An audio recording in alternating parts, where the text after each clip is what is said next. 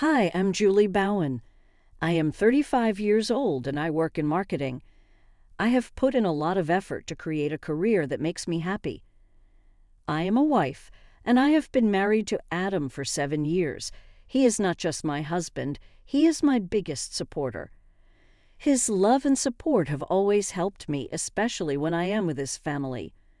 I want to share about the family I joined through marriage. There's Jennifer, my mother-in-law. She is nice but really loves family traditions. Adam's cousins, Scott and Christine, are really nice and have always made me feel at home. But there is also Lauren, who is Adam's sister. Let's just say she's a bit difficult to handle. Being with her has often tried my patience. Now let's talk about the morning of the family reunion. I was in our bedroom, fixing a new dress in front of the mirror. I remembered a hard time in my life from just a few months ago. I was in a hospital bed, feeling scared and tired, when a doctor said I needed emergency surgery for endometriosis. I quietly managed this condition for many years. It caused a lot of pain and even made it hard for me to have kids. The surgery was an important change. It made my health better, but it also left marks, not only on my body, but on my heart too. I decided to keep it to myself because it was very personal, and I didn't want to deal with pity or curious questions from Adam's family. I really didn't like Lauren's careless comments about when Adam and I would have kids. I really didn't like the thought of her making my pain into gossip. Adam's voice brought me back to now. "Are you nearly ready?" he shouted from downstairs. "I'm on my way," I said, taking a deep breath to calm down. As I walked down, Adam smiled at me and gave me a hug. "You look really pretty, sweetie. How do you feel about today?" he asked gently. I just shrugged.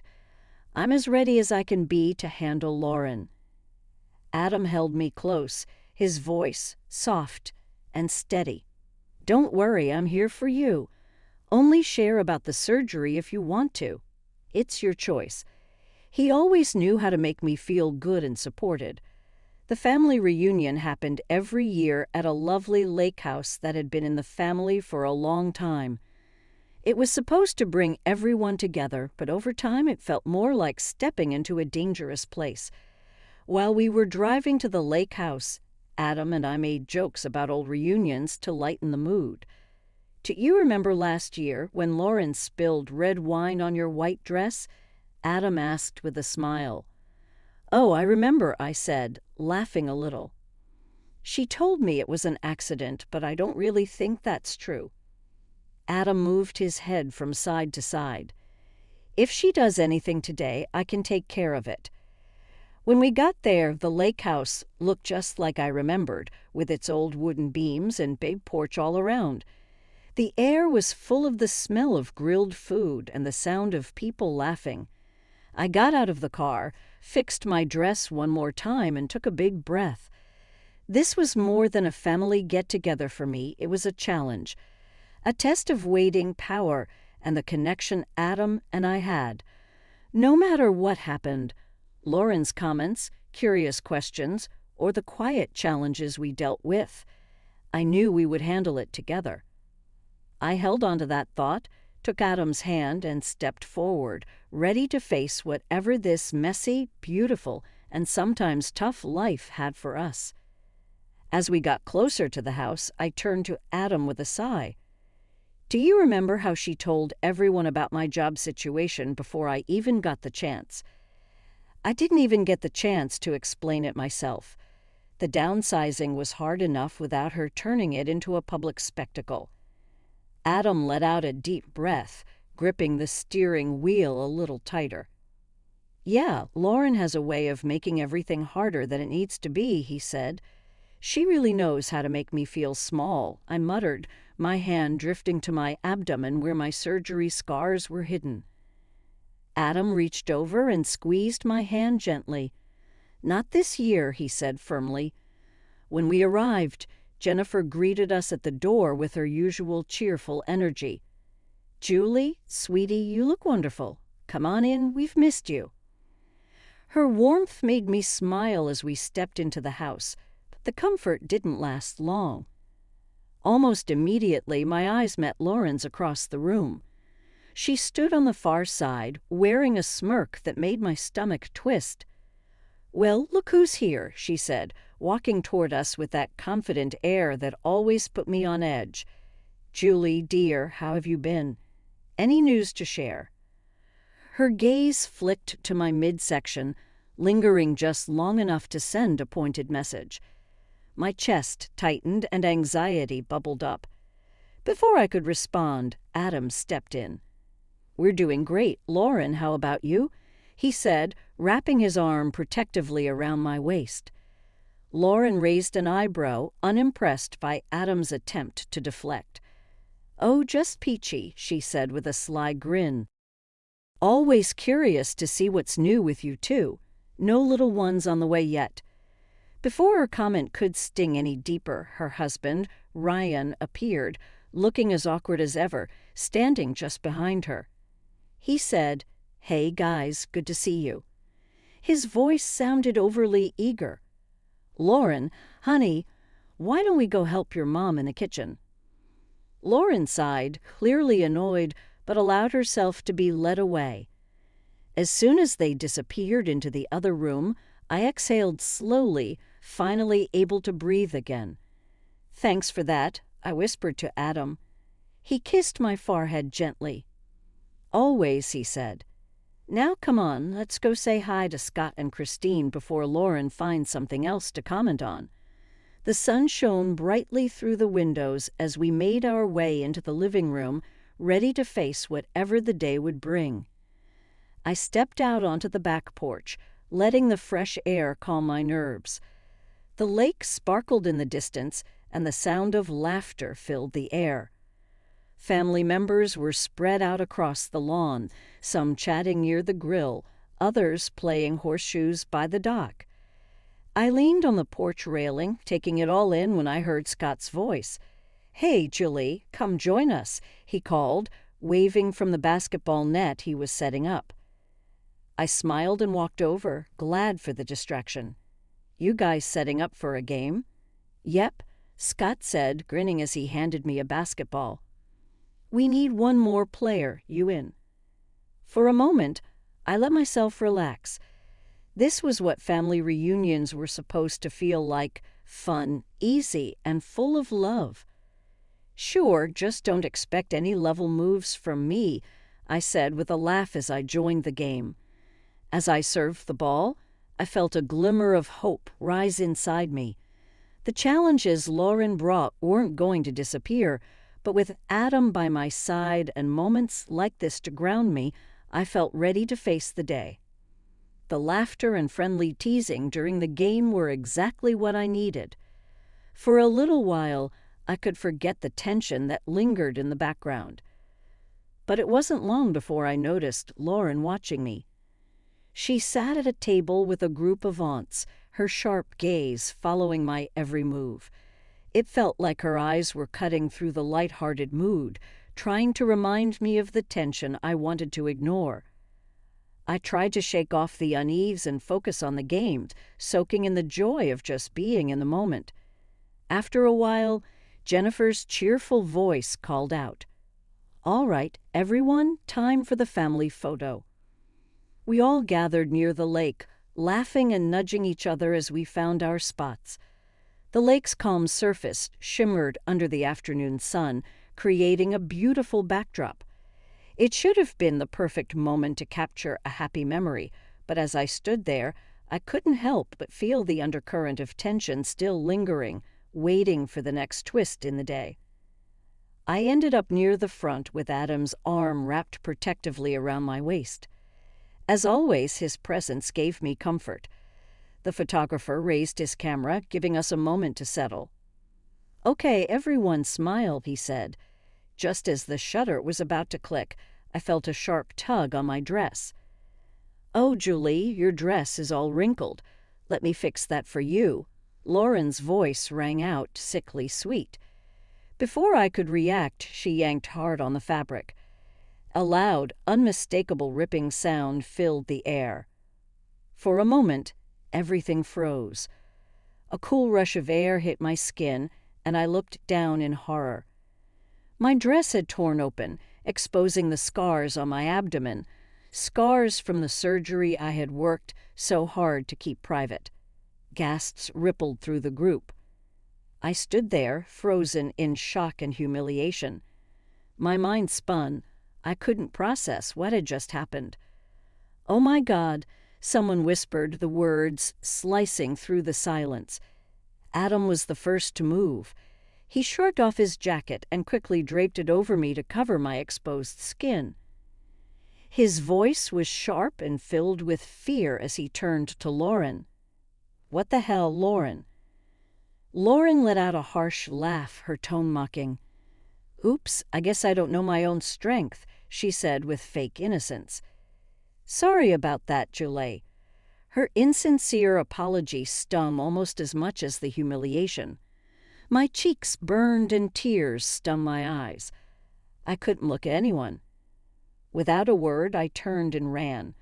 The voices calling after me blurred into the background as I bolted into the house. My legs carried me upstairs to the nearest bedroom. Once inside, I slammed the door shut and locked it, sliding down to the floor. I hugged my knees to my chest, sobbing uncontrollably. The humiliation, the pain, and all the effort I had put into keeping my struggles private came crashing down on me. Minutes passed before there was a soft knock on the door. "It's me." Adam came, his gentle voice. "Can I come in?" I hesitated, wiping at my tear-streaked face, then slowly unlocked the door. Adam slipped inside and immediately pulled me into his arms, holding me close as I broke down again. "I'm so sorry, babe," he whispered, his voice thick with emotion. "You didn't deserve that. None of it." I clung to Adam, my face buried in his chest. "Why does she hate me so much?" I choked out. "Why would she do this?" Adam held me tighter, his voice steady and full of care. "I don't know, but this isn't your fault. She's the one being cruel, Julie, not you. You're the strongest person I know, and I won't let her hurt you like this again." For a while we just sat there in silence, his arms around me like a shield against the world. Slowly my tears began to stop, and I found comfort in his presence. "I don't want to go back out there," I admitted softly. "You don't have to," Adam said. "We can leave right now if you want, or we can stay and I'll take care of everything." "Whatever you need, I'm here." His words steadied me, giving me a strength I didn't realize I still had. Taking a deep breath, I sat up and looked at him. "Let's stay," I said, surprising even myself. "I'm not going to let her ruin this for me, for us." Adam smiled, pride lighting up his face.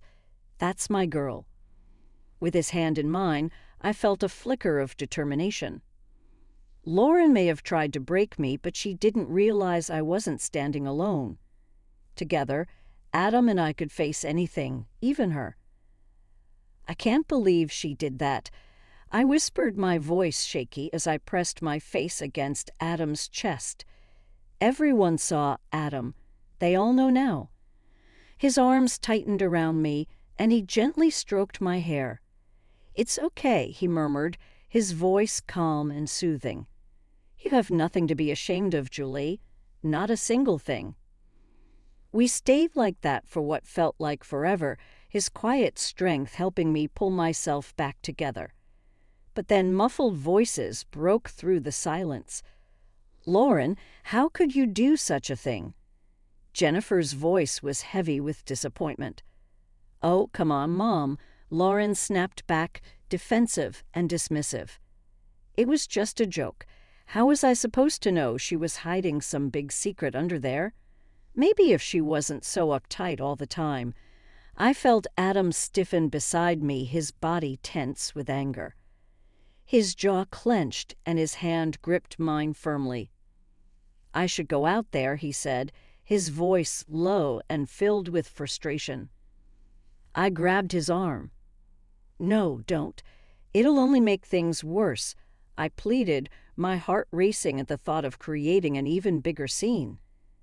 Adam sighed and pulled me closer. "You're right, but we can't let her keep getting away with this." His words sparked something inside me, a strength I hadn't felt before. I pulled back slightly, meeting his eyes. "I'm done," I said, my voice steady despite the turmoil inside me. "I'm done letting her walk all over me. This ends now." This wasn't just about standing up to Lauren anymore. It was about reclaiming my dignity. No more hiding, no more shame. It was time to face this, scars and all. In the days after the reunion, I barely left the house. The humiliation replayed in my mind like a bad dream I couldn't escape. Every time I closed my eyes, I saw Lauren's smug smirk and heard the gasps from the crowd. Adam tried his best to comfort me, but even his love couldn't quiet the storm raging inside me. Finally, one afternoon, I picked up the phone and called my best friend, Mary. "I can't take it anymore," I said, my voice cracking as tears filled my eyes. "Oh, honey," Mary said, her voice full of concern. "I'm coming over right now." Within an hour, she was at my door. As soon as I let her in, I collapsed into her arms, letting out all the emotions I'd been holding inside. Once we settled on the couch, I told her everything. Years of frustration about Lauren's bullying and manipulation. She's always putting me down, making me feel small, like I don't belong. But this was a new low. Mary listened closely, her brow furrowed in thought. She let me vent until I had nothing left to say. Her presence was as comforting as a warm blanket. When I finally finished, she took my hands in hers and said firmly, "Julie, you can't let her keep doing this. It's time to stand up for yourself." I sighed. "But how? She's so good at twisting things around, making herself look like the victim. It feels like fighting a losing battle." Mary's eyes lit up with determination. "Then we fight smart," she said, her tone resolute. "We gather evidence, build a case against her, and show everyone who she really is." Her words sparked an idea I hadn't thought of before. Maybe it was time to stop playing defense and start taking action. Over the next few weeks, Mary and I worked together. Every time Lauren sent a snarky text or made a passive-aggressive comment in the family group chat, we documented it. Every time she twisted the truth or tried to make me look bad, we took note of it. At first, it felt strange, like I was plotting revenge. But Mary reminded me that this wasn't about getting even. It was about holding Lauren accountable. "This isn't just for you, Julie," Mary said one evening as we went over the growing file of evidence. "This is for anyone else she's hurt or could hurt in the future. People like Lauren get away with things because no one ever stands up to them." Her words gave me courage. Slowly, I started feeling like I was taking back control, not just from Lauren, but from the fear and shame that had held me back for so long. By the time the next family gathering came around, I felt ready. I didn't know exactly what would happen, but I was sure of one thing. I wasn't going to let Lauren or anyone else define me anymore. On the day of the gathering, I walked into the room with my head held high. My scars, both physical and emotional, were still there, but they no longer felt like weaknesses. They were reminders of my strength, my resilience, and my ability to rise above the pain. When Lauren tried her usual tricks, making a snide remark about my outfit, I stayed calm. I called her out, using the evidence Mary and I had gathered to back me up. For the first time, she didn't have a clever comeback. For the first time, the attention wasn't on me. It was on her. And for the first time, I felt truly free. Later that evening, while Mary and I were brainstorming our next steps, my phone buzzed on the coffee table. A text appeared on the screen. It was from Ryan, Lauren's husband. I hesitated, unsure of what to think. After a moment, curiosity got the better of me, and I agreed to meet him at a local cafe.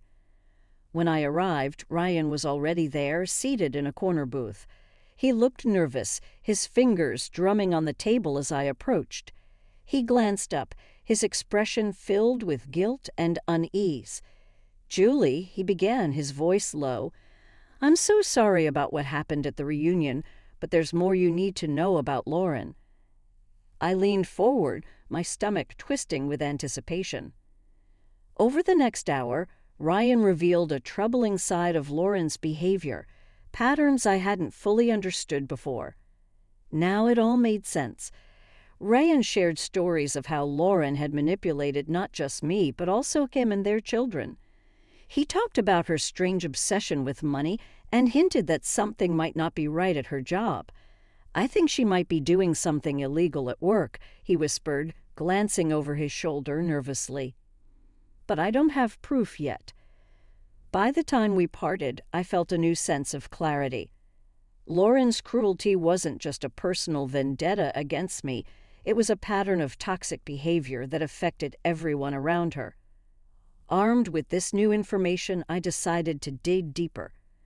If Ryan's suspicions were true, this wasn't just about my feelings, it was about protecting everyone Lauren had hurt.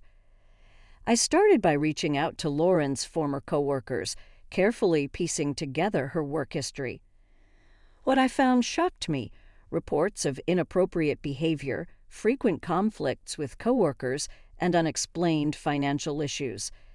Next, I looked through her social media accounts, noticing subtle signs of emotional manipulation in posts about her children. They weren't obvious at first, but once I knew what to look for, the pattern stood out. The real turning point came when I started talking to other family members. One afternoon, Scott pulled me aside at a coffee shop, looking uneasy. "Julie," he said hesitantly, "I don't know if I should tell you this, but—" "What is it?" I asked, bracing myself. He sighed, then continued. "Lauren's been spreading nasty rumors about you and Adam, about why you don't have kids yet." My heart sank. "What kind of rumors?" I asked, my voice barely a whisper. Scott hesitated before finally speaking. The words hit me like a punch to the gut. Lauren had twisted our struggles with fertility into a cruel story, painting me as selfish and career-obsessed, someone who didn't want a family. And that, I learned, was just the beginning. The more I investigated, the more lies and manipulation I uncovered. Lauren had been spinning false stories and spreading gossip for years, turning family members against each other with carefully placed half-truths. Christine was the next to come forward. During one of our late-night phone calls, she opened up about her own experiences with Lauren. "She's always been jealous of you, Julie," Christine explained. "It's like she can't stand seeing anyone happy or doing well. I think she sees you as a threat." Christine said, "You're everything she's not: successful, confident, loved." It eats at her. Her words sent a chill down my spine. How could someone carry so much jealousy and resentment?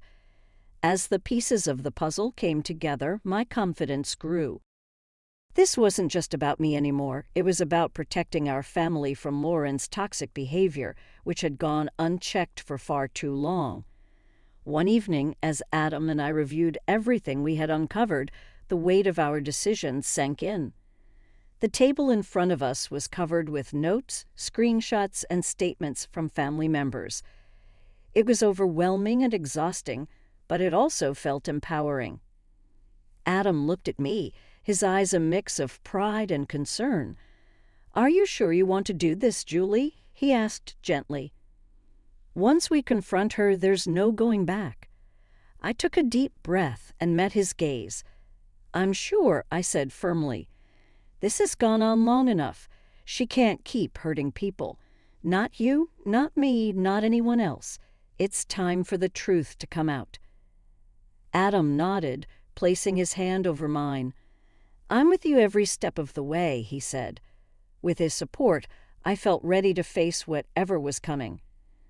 Lauren had thrived in the shadows for too long, but the truth was finally about to come to light. I took another deep breath, thinking of all the lies, manipulation, and pain she had caused. Those weren't secrets anymore. They were truths I was ready to confront. As we finalized our plan, a mix of nervousness and determination filled me. The upcoming family gathering wasn't just another event, it was the moment we'd been preparing for. The showdown. Lauren had no idea what was coming, but I was ready, armed with the truth and surrounded by the people who mattered most. Walking into Jennifer's house for the gathering, I felt a surge of confidence I hadn't felt in years. Adam gave my hand a reassuring squeeze as we stepped into the living room, where the family was already gathered. Lauren's sharp eyes landed on me the moment we entered. A smirk tugged at her lips. "Well, if it isn't the star of our last get-together," she sneered. "Ready for another show, Julie?" Her words stung, but I refused to let them throw me off balance. This time I was ready. I took a deep breath, steadying myself. "Actually, Lauren," I said, my voice calm but firm, "I think it's time for your show to end." The room went silent and every eye turned to us.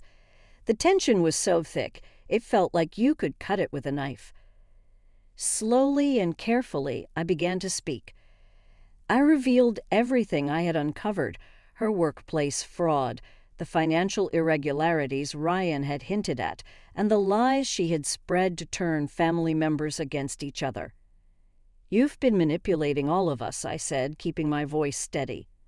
"Spreading lies, creating division for your own amusement, your own gain." The weight of my words hung in the air as the family stared in stunned silence. I could see the disbelief on their faces and the slow realization of how deeply Lauren had tangled everyone in her web of deceit. Jennifer gasped, her hand flying to her mouth as tears filled her eyes. "Oh my God," she whispered, her voice trembling. "How did I not see this?" Ryan stood up next, his face pale and determined. "I can't do this anymore, Lauren," he said, his voice breaking. "I've tried to shield our kids from this chaos, but it's too much. I'm leaving you and I'm going to seek full custody." Lauren's carefully crafted facade crumbled before our eyes. The sharp, confident tone she always used was gone. She stammered, struggling to defend herself, but the evidence was undeniable. The family support she had relied on was gone. After the confrontation, Jennifer approached me, her hands trembling as she took mine. "Julie," she said softly, her voice thick with emotion. "I'm so sorry. I should have seen this sooner. Thank you for being brave enough to speak up." In the days that followed, the consequences of Lauren's actions grew. Her company launched an internal investigation after Ryan and I shared the evidence, and it wasn't long before she lost her job. Rumors of legal trouble began to circulate, but I stayed out of that. My goal had never been revenge, it was about moving forward. The family rallied around me, finally seeing Lauren for who she really was. Scott and Christine opened up, sharing their own experiences of her manipulation. It was as if a heavy weight had been lifted from all of us. For the first time in years, the family felt united. And for the first time in my life, I felt free. Months later, I stood in my office, looking out at the city skyline. The bustling energy of downtown life mirrored my own world, thriving, busy, and full of possibility. My career was flourishing, but more importantly, so was I. I was thriving. Adam and I had started having serious conversations about adoption. The idea of growing our family no longer filled me with fear or worry. Lauren's judgment, which used to overshadow every choice I made, no longer had any control over me. I thought about Lauren now, jobless, divorced, and distanced from most of the family.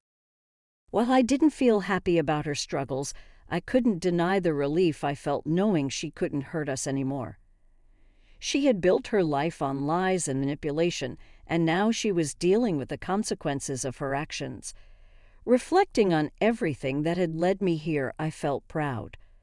The scars on my body, which once made me feel ashamed, now reminded me of my strength. They were a part of my story, a story of resilience, growth, and survival. With a small smile, I turned back to my desk. My life wasn't perfect, but it was mine. For the first time, I felt like I was truly living it on my own terms, free from the shadows of the past. I wasn't hiding anymore or making myself smaller to fit into someone else's expectations. I was standing tall, scars and all, finally free to be myself. Have you ever had to deal with a toxic family member? How did it affect your relationships? Share your story in the comments below. If you enjoyed this story about standing up to manipulation, don't forget to like and subscribe for more inspiring content.